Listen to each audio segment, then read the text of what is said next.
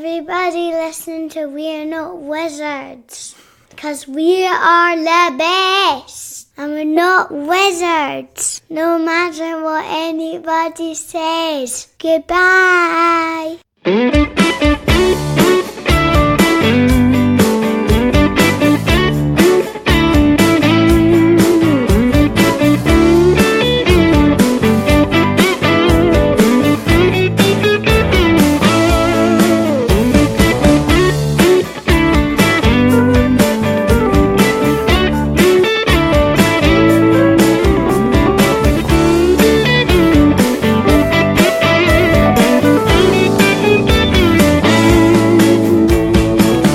Hello and welcome to another episode of We're Not Wizards. My name's Richard. I'll be your host for July.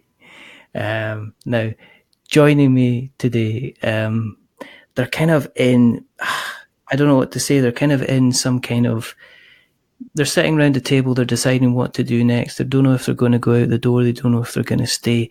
They're just deciding which direction, if they're going to go up, if they're going to go left, if they're going to go right, if they're going to go down, if they're going to go south. It's almost like they're going on an adventure.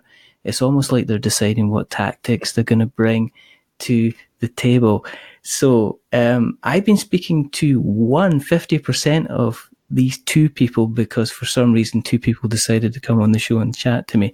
But I have got Nick Yu, I have got Dan Letzring from Letiman Games. They're here to talk about adventure tactics and the second part of the game, which I can't pronounce. Damian's Tower. Damian's Tower. Damian's Tower. We'll edit that in so it sounds perfect, but I don't edit, so we're stuffed. Sorry. But we'll do it live. Hello, gentlemen. How are you? How are you both doing? Are you well? Good. Thank you for having us. Yeah, I'm doing great. We're so excited to be on. So thanks for taking the time to speak to us. I'm just excited because we've been having myself and Dan have been having kind of conversations on and off for a while. I've kind of brushed gently with Dan regarding kind of Carla Cop in connection with Galactic Raptor Games.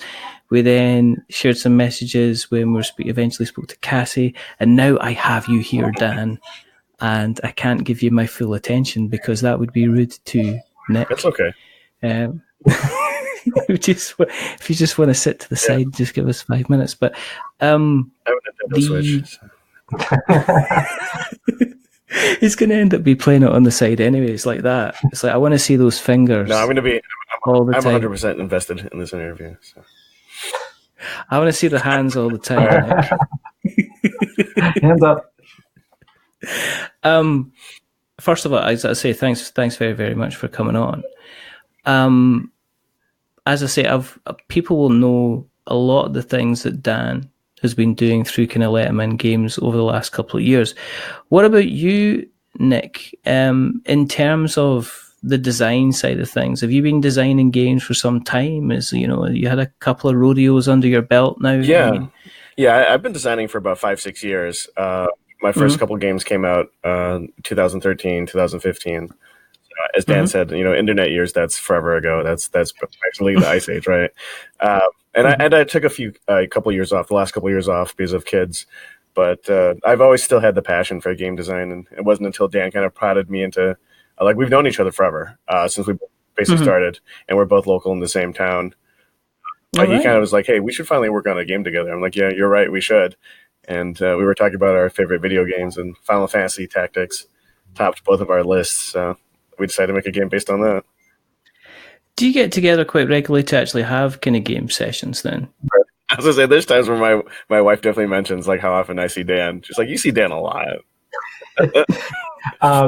We've slowed down now because we've actually both been not only busy with tactics, with stuff we're just doing on our own with it, but personally we've had a lot going on. It's the summer, kids are out of school and that nature. But I mean, when during our busy season, we were seeing each other at least once a week, but some weeks it was 3 to 4 nights a week. Yeah, there was one week where it was five times in a week. But we're getting ready for a really big game, so we had to do a lot of work and preparation. But on top of that, I mean, our kids are right around the same age, so we get together. Not every time we get together is game stuff. We'll do family stuff. Nick has us over for barbecues. We'll meet at the local children's museum. But yeah, we see each other. I mean, weekly is regular, and us not seeing each other weekly right now is actually weird. Yeah, that's actually abnormal. It's not to see each other week. I'm just wondering how if you're gonna go through like a slight kind of cold turkey kind of bit when you aren't kind of seeing each other, or are you just gonna kind of have to slow down over kind of like a long period of time? I mean, we'll probably slow down because we've been so busy. We need to focus back on our lives, but at the same time, like we were always friends, but I think this also catapulted us into being even closer friends. That I mean, we're going to continue to hang out. Our kids are going to continue to hang out. We're going to do family get-togethers, and we're going to still play games as often as we can. So I don't see that stopping or really slowing that much. Yeah, sir. How long was it before you were hanging about that the kind of the elephant in the room kind of says, "Oh, why aren't we talking about this game that we should be making together, Nick?" I mean, how long? I mean, who brought it up between the two of you to say, "Well, are we just going to sit around kind of looking at these bits of paper in front of us, or are we actually going to do something with this idea?" It actually didn't take that long because as soon as Dan brought it up, that weekend I had a 20-page design document with all the classes and everything designed. So we went like guns blazing. So I don't feel like we didn't really sit on it. I mean, we've been working on it for the last couple of years, but I mean, it's always been forward progress. When he sent me that first design doc, it wasn't a bare bones thing. I was like, wow, it's all here.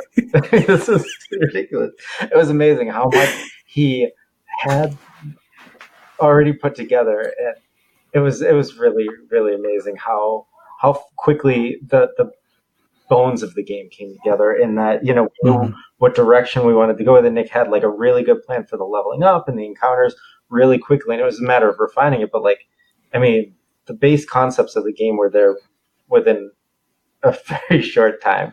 He put a lot of work in at the very beginning and came up with some great stuff. Yeah, I'm not sure I slept that night. Were you almost at the stage, Nick, where you're like saying, "Well, I see you forgot the full stop at the end of this sentence, so this is my contribution so far"? Was it kind of, do you kind of like, yeah, I can definitely contribute to this. I'm not entirely sure where at the moment, but I definitely know I can kind of contribute to Well, this. I think that's where it helps that Dan and I know each other really well. We know our respective strengths and weaknesses. So I think we always feel like we can each contribute to the project and always keep it moving forward. And we're really good about communicating too. Like if there's ever any hiccups or issues, like we just lay it out there. What? So yeah, I mean, there've been hiccups, but we've talked through them, which has been really nice. Well, that's the important thing, right? Yeah, like we reach out, we communicate about things, and we're like, this needs to be done, or something's going wrong here, or something, and we address it head on, and boom, we're done, and we move on from it, and we keep charging forward, and I think that's the important thing. Is it easier for you to challenge each other then, Dan, when something does come up because you're quite close? Are you kind of less precious about thinking, well, look, I can just come out and say, look, this mechanic isn't entirely doing it for me. If, say, like, Nick's really, really kind of, he's really, really focused, he's really invested in a particular mechanic. With your friendship, does it make it easier for you to say, look, we gotta chuck this to one side because it isn't working? We were pretty straight up about, I'm good about, okay, I don't like this and this is why, and I explain it. And Nick's pretty easygoing about, like, if he doesn't like that, he's like, okay, well, let's find a workaround anyway. Like, we easily, I think, worked through anything that came up, and that we just went back and forth with it till we were both pretty happy with where it went. And so, I'm very straightforward of, that doesn't work, or we need to fix that, Yeah, and there have been times where we did butt heads, but we came to a compromise, and it helps that Dan's a very good communicator like that. For me, sometimes I'm path of least resistance. I'm like, whatever, I just won't mention it. But there have also been a couple of times because I do know Dan. I know we have a good working relationship where he said something, I kind of put my foot down, and then we went back and forth, and we worked it out. But what you talk about, that's a real issue when you're playtesting with friends.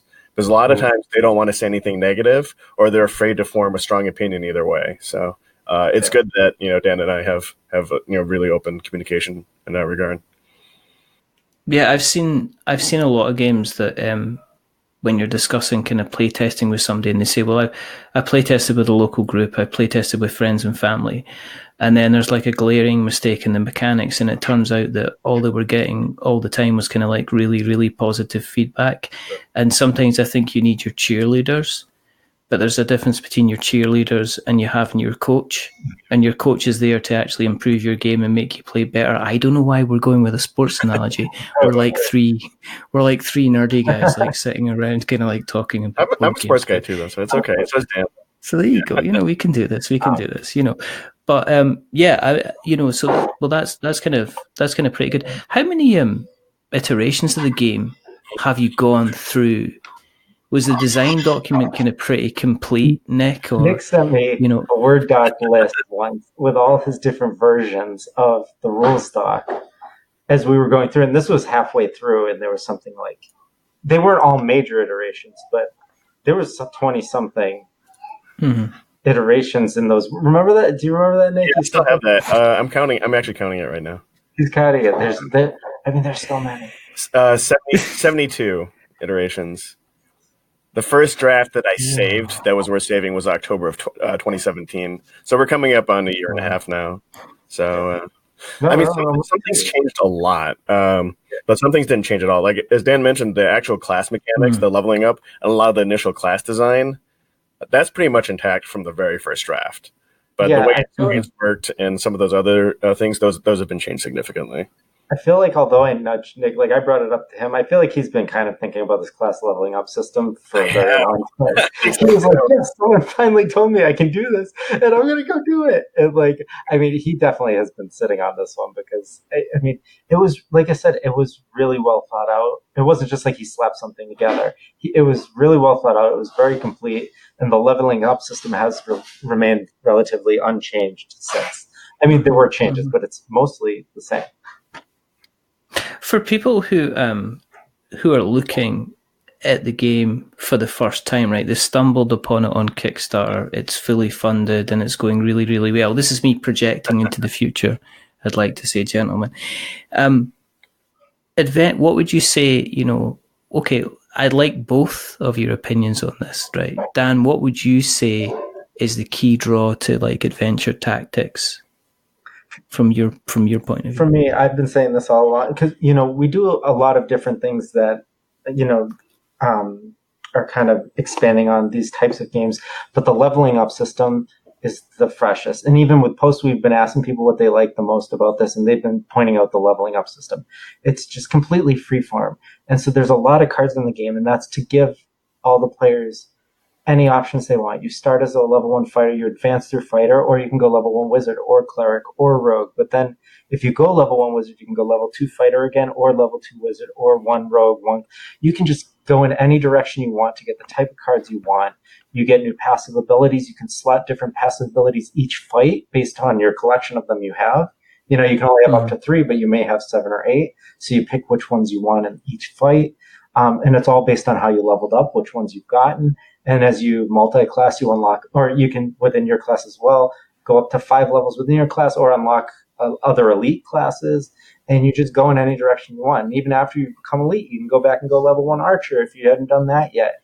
And so it's just so freeform that you have every player has so much agency in how they build their character in such a big way that's never been breached before in a game like this. And I think that's the biggest draw for me. And Nick's nodding away there. So what would you? Total cop out, but that's my answer too. Is the job class system? Because right. I know. Look of exacerbation. But a lot of games have done tactical battling. Like we've seen that well represented in a lot of other games. But no game that I've seen has really tackled like a crazy job system like Final Fantasy Tactics, where you have 20 classes and you can go back and forth, up and down through all these different trees and get, gather your favorite abilities and build the character that you want to build. All these other games, you're either that one character or like Gloomhaven, which I love and is a great game, but you kind of unlock that character. You don't even know what that character does necessarily when you switch over to it. And then, that's not the class building that I wanted to see. I'm reminded a little bit of Final Fantasy 14. I have some very good friends that play Final Fantasy 14, And what they're doing is they go from building up their main character to building up their levels to grinding through to kind of get extra skills and experience and stuff like that. And by looking at even the illustrations that you gave on the Kickstarter video, because normally when you start off with a character in most kind of either, unless it's a role-playing game, even in a role-playing game, you're kind of decided on the certain characteristics that you can have. And what interested me about Adventure Tactics was you're basically given like a blank board in front of you, and then you picked your main character, and then there would seem to be all these gaps around the character sheet to put all these extra cards, which I'm guessing were your skill cards and your level cards. And I've not kind of seen that was interested to me. Usually you're given like a preformed player, and then what happens is as you play the game, you get kind of extra skills and stuff like that. But this seemed to be a case of it was actually concentrating on the character build up instead of having generic barbarian, generic wizard. It looked like you were kind of able to almost have an a la carte menu of how you were building your character. Was that kind of the main aim then? Absolutely. Yeah, we wanted to have, as Dan mentioned, the free form class building and exploration. So, and I love deck building too. So the idea of, the classes that you decide to level up in determines how you build your deck. That really spoke to me as a concept too. Yeah. And just like you said, having, you were mentioning how, you don't just have this generic barbarian and just using kind of that as an example in this game, if you wanted to get to a barbarian, there's literally hundreds of ways you could end up there. And so you could just go fighter 1, fighter 2, barbarian 1. You could go fighter 1 through 5 barbarian. You could go fighter 1, fighter 2, archer 1, wizard 1, rogue 1, then barbarian. And so you could play the game multiple times, end up as a barbarian, but have gone through the classes in such a different way. Do you want to start as a barbarian earlier, have all these other different, abilities you've gone through before you become a barbarian? And so by the time you get there, you'll have some of the barbarian cards, but the other assets of your character, the passive abilities, the constructs of your deck that you're using for your action cards are going to be completely different. And so I think that you could be a barbarian twice, but be a completely different character is really, really interesting for me. That's right. The exciting part. You could be a different flavor of barbarian, right? The first time you could be fighter, barbarian to be kind of tanky, melee, or you could then do a couple levels of fighter, splash into wizard for 3 levels before into barbarian, and now you have some fireballs and teleport and the other wizard stuff. Or you could go cleric and have some heals. So yeah, I mean, as you said, there's multiple different ways you could be a barbarian. Are you able to dip in and out of this? Because I'll tell you what you mentioned Gloomhaven, and my issue with Gloomhaven isn't Gloomhaven. My issue with Gloomhaven is having to play Gloomhaven for 7 or 8 sessions, and it's really, really difficult to get people committed to that 7 or 8 sessions kind of thing. Which is while I would love to have Gloomhaven, I would even love to play Pandemic Legacy. I would love to sit down and have a fantastic game of Dungeons and Dragons or Kingdom Death Monster. I know I'm going to have 1 or 2 games. And then I'm going to come back to maybe 3 or 4 months' time and have another couple of games again. Yeah? So the question was, is this going to be a campaign-based game, or are we looking at kind of like a mission-based game where what I can do is I can jump into it for like a month, jump out of it, come back like 3-4 months later, and then go in to do another mission with the same character or a different character? Yep. So I kind of have a 2-pronged answer to this. First of all, in relation to your other concerns where, long playtest sessions with a lot of that, what we wanted to do was make the encounters in this shorter. So, you play Dissenter Gloomhaven and you're playing 3 or 4 hours for a single encounter. This one, they're about 45 minutes per encounter. Some are up to 60. Some, like the intro one, is going to be about 30. But in a 3-hour, 4-hour night, you can get through about 3 encounters with leveling up. With those longer nights, you can get through some of the campaign, but where it's a choose your own adventure style guide, you're not going to see every encounter in a single, playthrough of the campaign. You will be able to pause it and pick up at the next encounter, but it's going to be with the characters you've been leveling up. So it's going to be, campaign based where you're continuing through and leveling up through. Nick is working on some kind of one-shot type fights where it's going to work out to be you level up your character to this point, build this fight, this is how the fight's going to progress, and then you can do like kind of one-shots. Okay. So we tried to keep it shorter so you'd be encouraged to do a full playthrough so that you do it again. We want people to explore different characters. We want people to choose different paths in the campaign guide. Yeah. And we didn't think it was realistic that having 3 or 4 fights 10 times would then cause you to play it again. Because like you said, there's so many games that come out, so many legacy games, so many campaigns you're involved in. Yeah. That long, it's just not fair to ask of people to do. So we wanted it shorter so that they're still encouraged to play through it multiple times, but they just won't have to invest as much time necessarily to do it. And a 45-minute to an hour night is great because you can do 1 or 2 fights and, say like, hey, that was a nice quick night and we're going to call it a day. And, and Descent, if you allocate 2-3 hours to one scenario, you could conceivably play 2 or 3 scenarios of adventure tactics in that same amount of time. Which is attractive to me because usually if I go to like a games night, then I'll be mucking about for 45 minutes and then somebody will say, oh, aren't we here to play a game? And then we'll get 2 or 3 hours. And there's been a lot of occasions where it's what I call you never find out who the winner was because you always gives out the scoop. Because you always end up, if it's got 9 rounds, you always finish on round 7. If it's got 10 rounds, you always finish on round 8, and you never find out who's got the kind of likes on the points. And even when I maybe played Descent, the first levels in the campaign were almost introductory, and when you're into like mission 9 and 10 and stuff like that, you're looking at huge numbers of hours to get through the game to almost the point where it kind of becomes the grind. Are you looking to avoid kind of big lengthy sessions then, big grinding sessions where just the enemies become more powerful and you're just having to roll more dice or play different cards to get over, and you're not actually...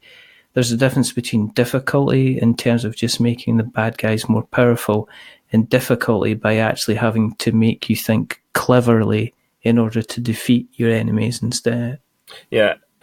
From the design perspective, one thing I definitely wanted to avoid was just making a hit point sponge, right? Where the only thing... You're not scaling anything else. The only thing you're scaling up is enemy hit points and how much damage they do, right?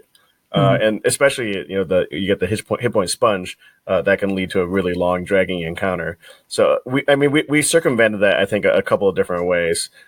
Number one, everything is AI driven, and the monsters have got a lot of advanced techniques, which will cause the players to have to respond tactically.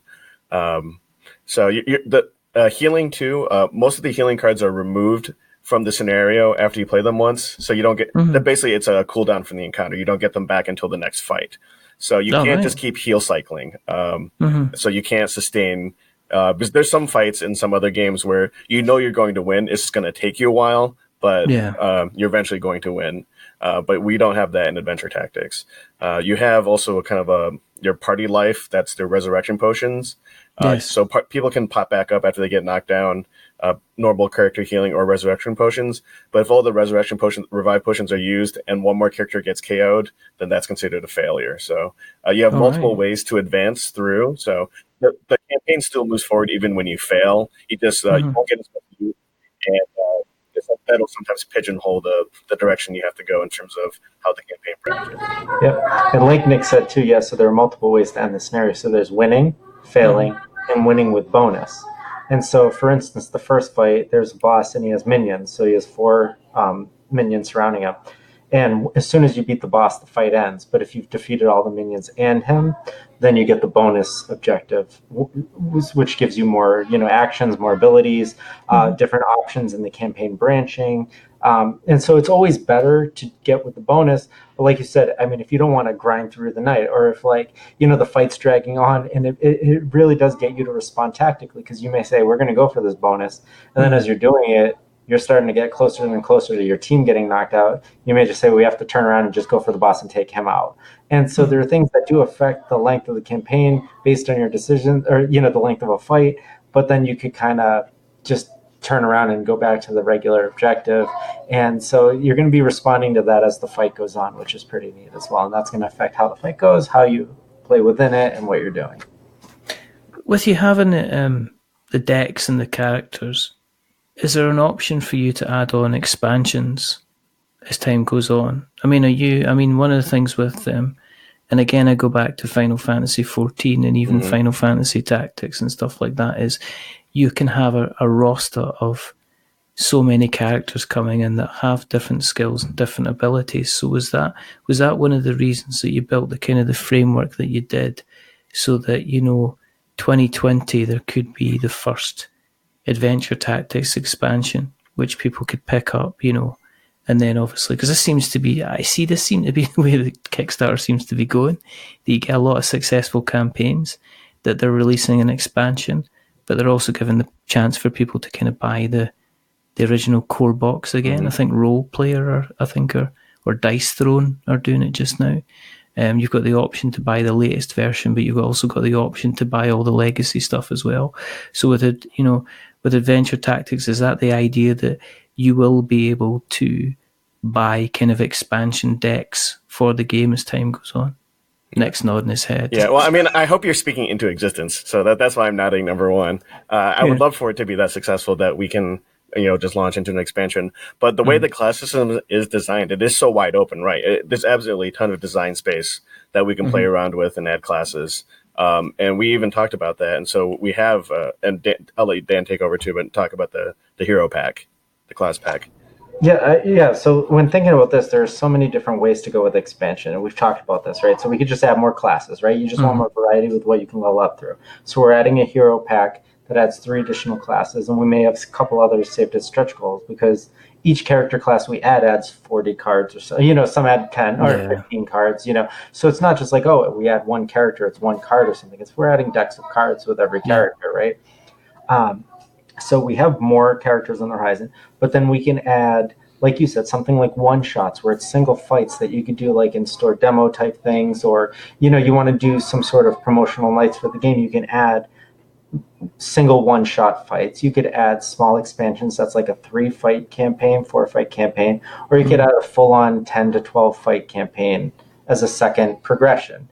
And do you start at the beginning with level 1 again, or do you start at level 5 or level 10? There's so many ways to go with it, right? And there's a lot of options to do for them. So we have ideas, but we need to gauge the community and what people are responding to this game, what kind of content they'd like to see for it. But really, there are a lot of ways to go, and that's why we titled it Adventure Tactics Domian's Tower. You're harping on, you brought that up at the beginning, but the point was we wanted it to be like, okay, well, we could have a second completely different campaign that's Adventure Tactics Journeying West, or, that's a terrible name, but what I mean? There's a second campaign that is completely separate from this, or maybe story-wise it's related. We don't know, but we wanted to be able to add more.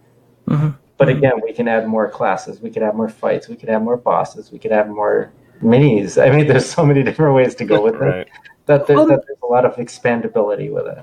On the minis question, did you feel pressure to add minis in?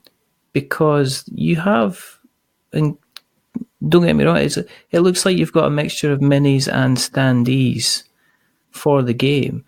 So was there the kind of the usual kind of Kickstarter pressure to add in kind of minis to get the kind of the plastic addicts kind of pricking their little ears up and going, oh, minis, kind of thing?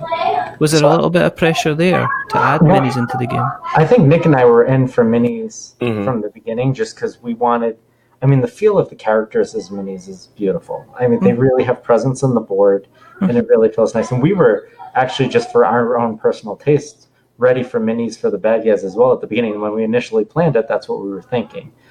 But a lot of the bad guys you only see once in a campaign.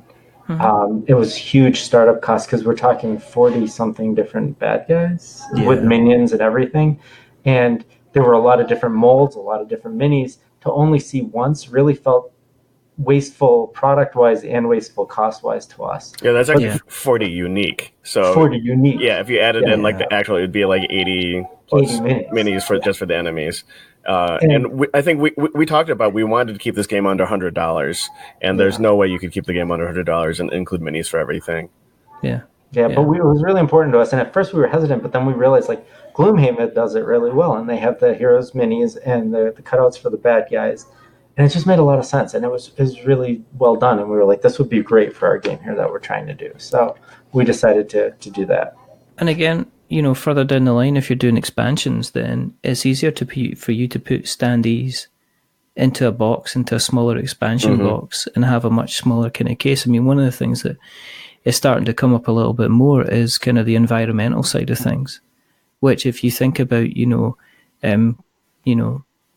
more power to like, ether fields and awakened realms, but there's a lot of plastic that's going to be going into that miniatures when they go out to people. You're literally looking at potentially a couple of kilograms per pledge now. It's a huge campaign, and I think one of the things that we have to be more conscious of is the kind of the environmental footprint. And I think that you'll find that more companies will go to standees.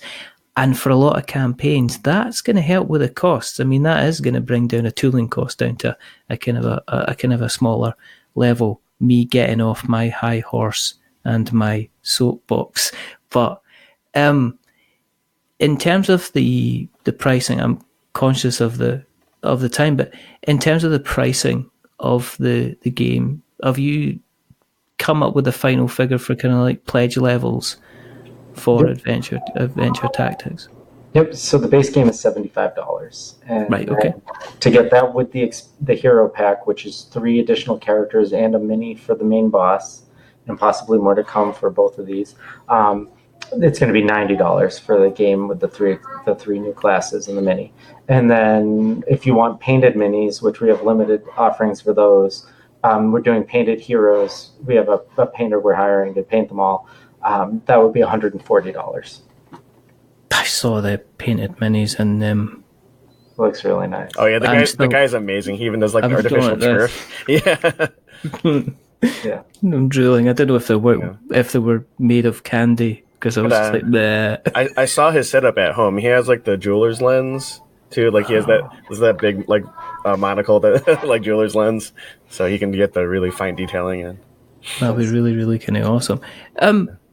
How's it been in terms of building up kind of interest and marketing on it? I mean, you mentioned you guys have been kind of like doing podcasts and shows and stuff like that. Do you feel like Chris Hemsworth, kind of Hugh Jackman doing kind of like the Marvel kind of tour around the studios kind of thing, just try to get the noise out? Yeah, I mean, we've been demoing this at a lot of places. I was demoing it at Origins. We demoed it at Tabletop Day, and everyone the art on the game, we lucked out that we connected with great artists. A lot of the features of what's in this game and the arts, the game sells itself in that, like, people see it and they're drawn in. So for like something like Tabletop Day, we did our local FLGS, and it's a big store, and they have a couple hundred people come every year to it. And Nick and I were running 2 separate demos all day, and we had people we were turning away just because it was wasn't enough space. Yeah, there wasn't enough space. So many people wanted to try it out. And we were doing 5-person sessions, right? So we were running 10 people at a time. And I mean, it was great. And then we got a great response. Everyone who's been playing it has been loving it. There's a lot of cool features within it. And so it's been getting a great response. So yeah, so like you said, we've been doing the tours. We've been getting people, in person, digitally. We've been putting, the art out there. We've been doing contests, getting people to sign up for our, my newsletter and whatnot. And it's just, the response has been fantastic for this game. I must admit, I was pretty annoyed because I did take a flight all the way over to the US to play the game, and I wasn't able to get a shot. So when did that happen? I was pretty I'm only joking. I was gonna say, did you go to Origins and we didn't meet up? That would have been hard. No, I would have definitely. If I'd been at Origins, I'd be wearing a plaque. If the campaign does well enough, we're going to be at Gen Con. So let us know if you're going to be at Gen Con. Or PAX Unplugged. I've no money. Yeah. I'm in Scotland. It's tough. International play is tough. It's tough. As I say, I'm conscious of the time and other factors, but if people want to keep an eye on the campaign, what's happening, where do you guys exist on the internet webs? So if they want to see the campaign, right now it's at www.tinyurl.com/adventure tactics. Okay. And that takes them right to the campaign preview page. So if they want to directly see all the information, everything we're getting, we're compiling on that page. So questions they would have, there's links to the rule book, links to the campaign guide, or half of it. We don't want to spoil anything because there's a lot of cool story elements we don't want to spoil. But there's a lot of information there. How to play videos are coming. So that will be filled up really soon. But then if they want to find me online, it's www.letimangames.com. So Letiman games.com. Also at Letiman Games for Twitter and Facebook and Instagram. And Nick's also online, so he can tell you where he is too. Nick. Yep. ZucchiniPeopleGames.com is where you find my original stuff before Adventure Tactics. And I picked a really unwieldy Twitter handle. It's at YUTINGXIANG. But the easiest way to find me is just follow Dan and find me when I'm commenting on his stuff. So, I tag him for every tactics thing I post. So everything tactics and I reply to probably half of Dan's tweets too. So okay, that's the easiest way to find me is through Dan.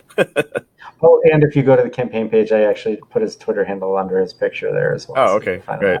So what we're saying is go to the campaign, back the game, follow the link for the Twitter handle. Basically. And then find it, yes. There you go. Oh, and also he's on my on LetimanGames.com. I have a contact page with a lot of people working with us, and he's on there with his Twitter handle and a link. You can just click it, and it takes you right to it. So yeah, we just started up a Facebook group under Letiman Games page for Adventure Tactics.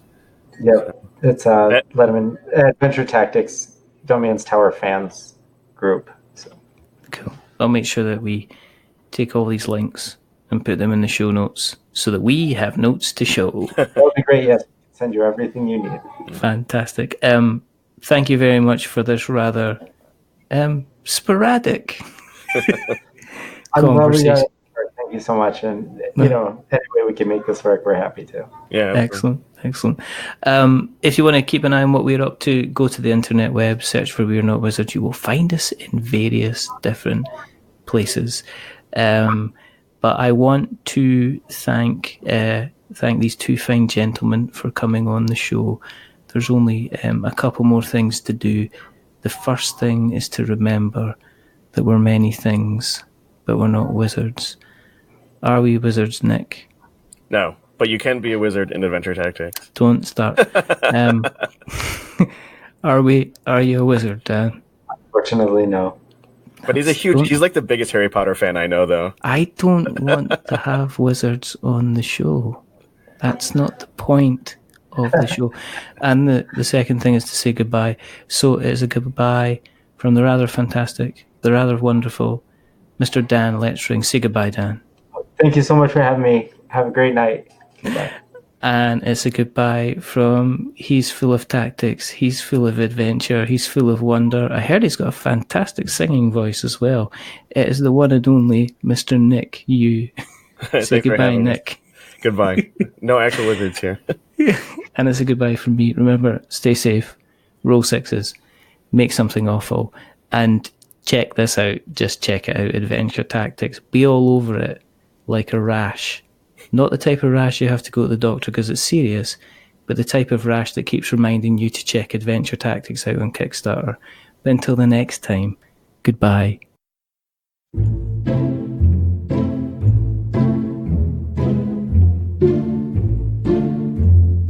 A wizard is never late.